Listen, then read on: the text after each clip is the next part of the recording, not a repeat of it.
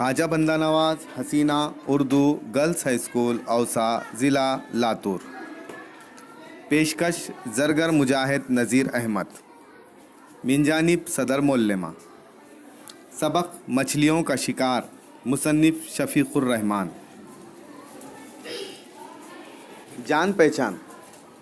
اردو کے ممتاز مزاح نگار شفیق الرحمان 9 نومبر 1920 عیسوی کو روہتک کے ایک مقام کلانور میں پیدا ہوئے. انہوں نے 1942 عیسوی میں king Edward medical college Lahore سے MBBS کا امتحان اعزاز کے ساتھ پاس کیا.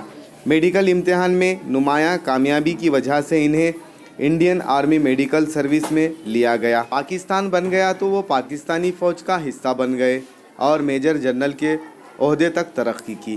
شفیق الرحمان کے مزاح کا انداز بہت ہلکا پھلکا اور نہایت شائستہ ہے. ان کی تحریریں عوام میں بہت مقبول ہیں.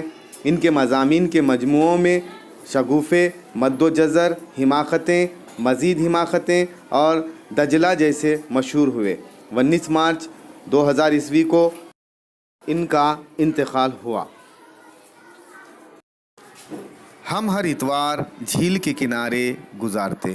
بڑے اہتمام سے مچھلیاں پکڑنے کا پروگرام بنتا. مچھلیاں بھوننے کا سامان بھی ساتھ ہوتا. ہمارے مچھلیاں پکڑنے کے طریقے بھی صحیح تھے، لیکن ہم نے کبھی وہاں ایک بھی مچھلی نہیں پکڑی.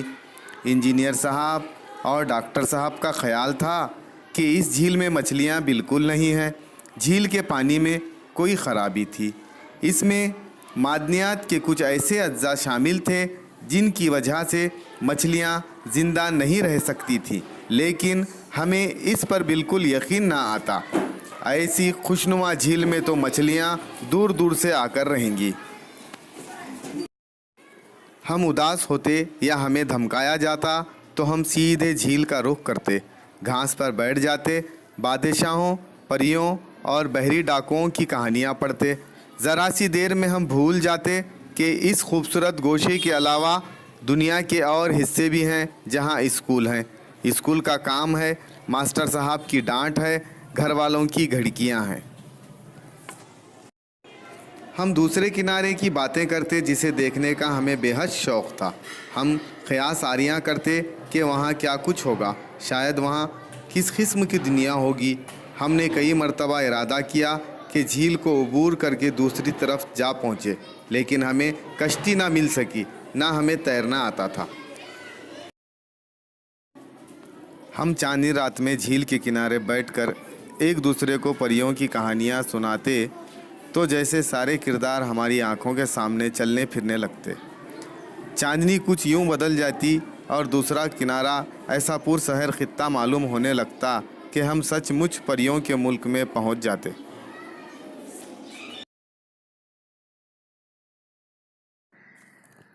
اگر وہ جھیل وہاں نہ ہوتی تو نہ جانے ہمارے دن کیوں کر گزرتے، کیونکہ گھر میں ہر ایک ہم دونوں کا دشمن تھا اور ڈانٹ پلانے پر تلا ہوا تھا. ان کا رویہ یہ تھا کہ اگر کچھ کیا ہے تو کیوں کیا ہے، اور اگر نہیں کیا ہے تو کیوں نہیں کیا.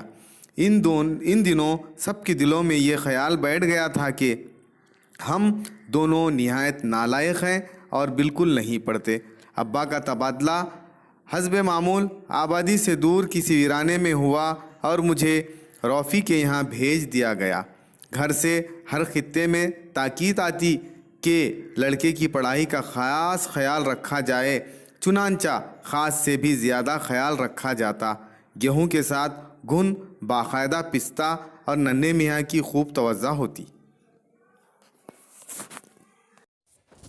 سبسکرائب کریں ہمارے چینل KB حسینہ اور ساتھ ہی ساتھ بیل آئیکن پر پریس کریں.